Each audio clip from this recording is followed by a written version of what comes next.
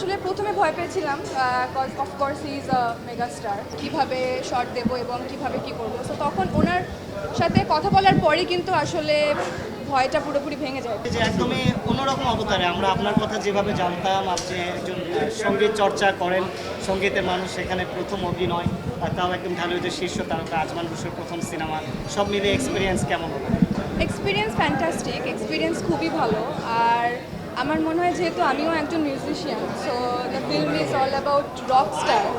So একটা মিউজিশিয়ানের এবং একটা আর্টিস্টের লাইফ আসলে কতটা ক্রিটিক্যাল হতে পারে, কতটা সুন্দর হতে পারে, কতটা খারাপ হতে পারে, সব দিকগুলোই আমি খুব ভালোভাবে দেখেছি আমার আশেপাশেও সমস্ত আর্টিস্ট এবং মিউজিশিয়ান।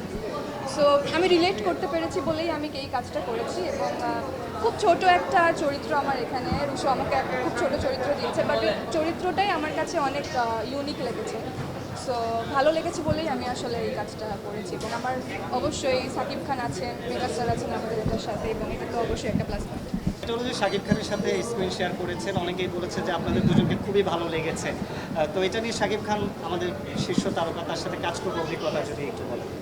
তার সাথে কাজ করার অভিজ্ঞতা আসলে প্রথমে ভয় পেয়েছিলাম, of course he is a mega star, but ওনার সাথে যখন সামনাসামনি দেখা হয় এবং ওনার সাথে কথা হয়, ইভেন শুটিং করার আগে একদিন আমরা যখন কথা বলি আমাদের ক্যারেক্টার নিয়ে, আমরা কিভাবে শট দেবো এবং কিভাবে কী করবো, সো তখন ওনার সাথে কথা বলার পরই কিন্তু আসলে ভয়টা পুরোপুরি ভেঙে যায়। বিকজ উনি এত হাম্বল এবং উনি এত রেসপেক্টফুল এবং কাজের প্রতি অনেক dedicated. So it was after আমরা প্রথমবার যখন কথা বলি তারপরে জিনিসটা আসলে খুবই স্মুথ হয়ে যায়। সো যেহেতু মিউজিকের সাথে ইনভলভ আছেন, অনেক রকস্টার রিয়েল লাইফেও দেখেছেন, আমাদের সবার প্রিয় অর্ণবদারও একটু পরিচিত আপনি, তো সব মিলিয়ে আসলে শাকিব খানের চরিত্রটা কতটা কানেক্ট করতে পেরেছে আপনাকে, বা রকস্টার অবতারে ওনাকে কতটা আপনার কাছে রেলিভেন্ট মনে হয়েছে?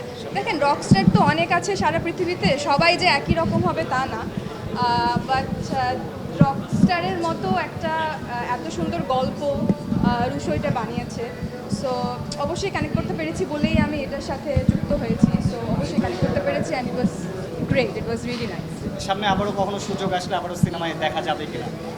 অবশ্যই দেখা যাবে, কয়েকটা কাজের খবর অবশ্যই আসবে, আপনারা সাথে থাকেন, আপনারা দেখতে পাবেন।